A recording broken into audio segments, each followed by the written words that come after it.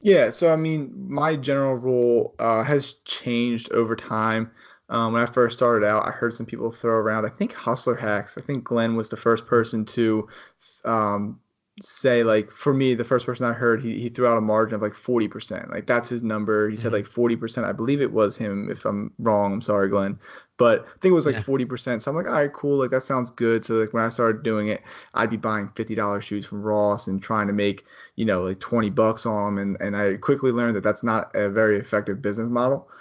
So for me, when I'm pricing things, now that my recently adopted model is if I'm going retail, Ross, Burlington, stuff like that, I want to at least double my money after all my fees. Otherwise, it's not worth it for me because then the cost of the item and the amount of time that it sits and I'm waiting for it to sell ultimately outweighs not outweighs the profit, but it can be a burden when you're doing this full time. You're trying to expand and grow and grow and grow and grow and grow.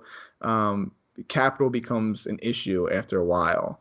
And so you have to be careful because shelf space is valuable, which is why retail is so hard for companies to deal with. Is because if you're if I'm a company and I make soap and I'm trying to sell it at Target, Target is only going to allow me to be there for a certain amount of time before they kick me out. There's a lot of rules that you have to go through because Target values their shelf space, so it's hard. You have to fight for that shelf space. I see it the same way in my business is, a product has to fight for my shelf space. If it's not worth me, if the juice isn't worth the squeeze, then I'm just going to leave it. And so for me, 2x return on my money after fees in retail. And then I'm really, really big into thrifting now. So for me, with the thrifting, I'm trying to at least triple my return after all fees or triple my money after fees.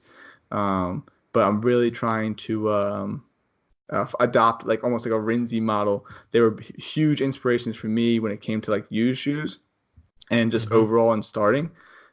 So they always preach like they try to get back $25 for a used pair of shoes after all fees. So I try to stick to that. I kind of blend everything together, but for me, that's kind of like where I'm sitting at right now. And not having to pay taxes definitely does help free up an extra $5 to kind of hit those goals.